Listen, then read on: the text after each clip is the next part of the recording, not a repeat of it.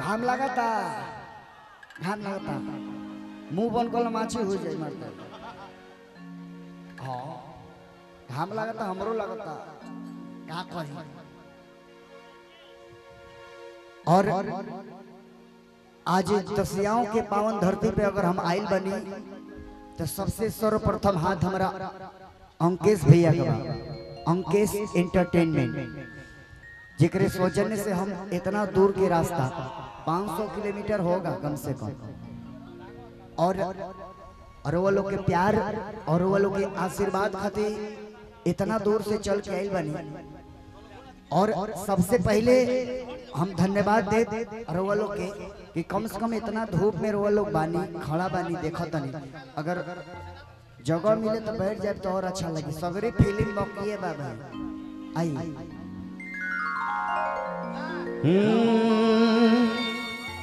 कि चोहित के लहर कहर बहुते सतावता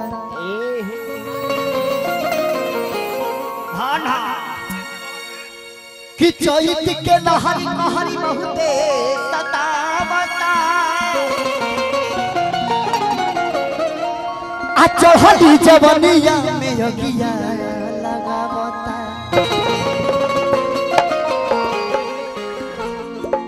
औरत के भाव औरतिया कहते कि राजा जी बलम जी हमार करेजा जी हमारा अंकेश बलमू हमने के गांव समाज में बड़ा ढंग सहूर से रहे सा बड़ा भारतीय संस्कृति में रहे सा हमने के मेहरारू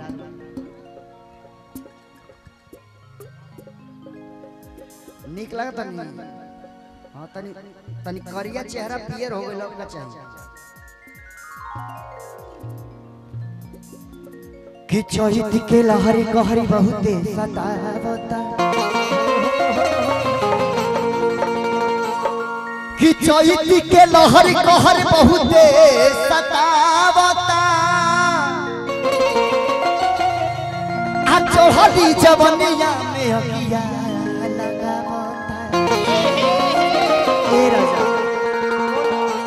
तू तो परदेसवा में काटत रजानी अभी गड़ता मन जब खेसरिया चैत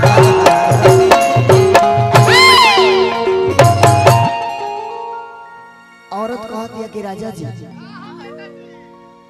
कि घाम लागता ये राजा अरे घाम लागता ए राजा तू का दरो जनबो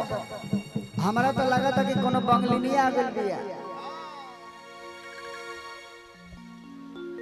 कि बंगलिनिया कि मोती मारी के भातार के फांसवल सरे अरे बंगलिनिया कि घाम लागता ये राजा अरे घाम लागता तू तो बहरा में करे लायरा ऐसा गो उजाला हो कि तू तो बहरा में करे लायरा। बिल्कुल तनी कुछ समय एक एक लाइन के एंजॉय होके के चाहिए। चैत में हमारा घाम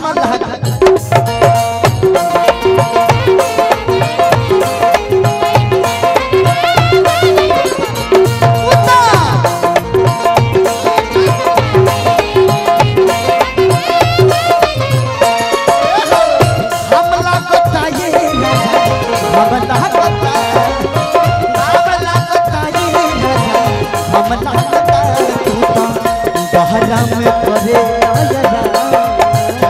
तू तो बहरा में करे चैत में हमारा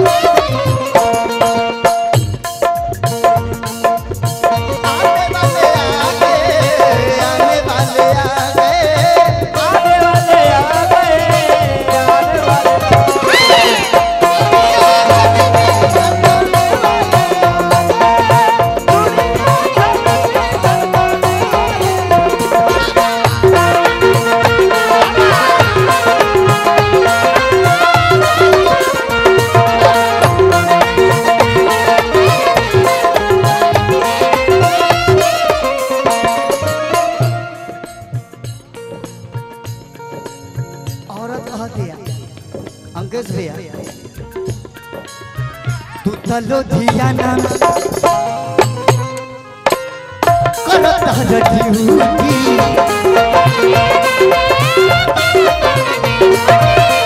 पछुआ के हवा मोर बिगाड़ देता ड्यूटी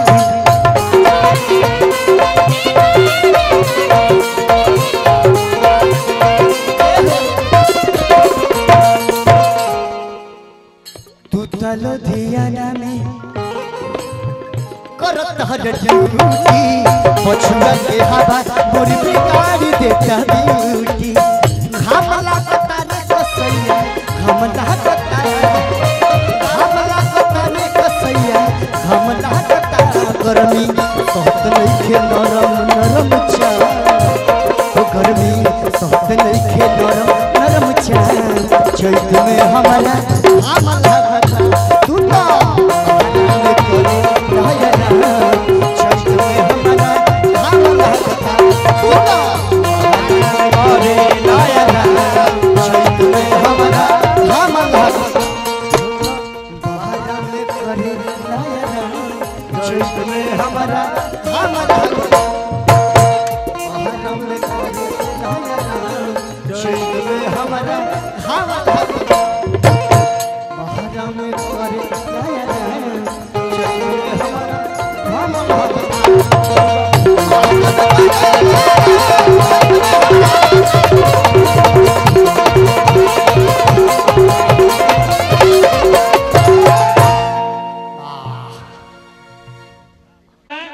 और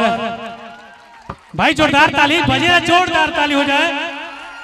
और अभी बहुत सारा परफॉर्मेंस आप लोगों को दिखाएंगे, चिंता ना करिए, लेकिन मिलते हैं इनसे ब्रेक के बाद। फिलहाल में अभी एक टर्म्स कंडीशन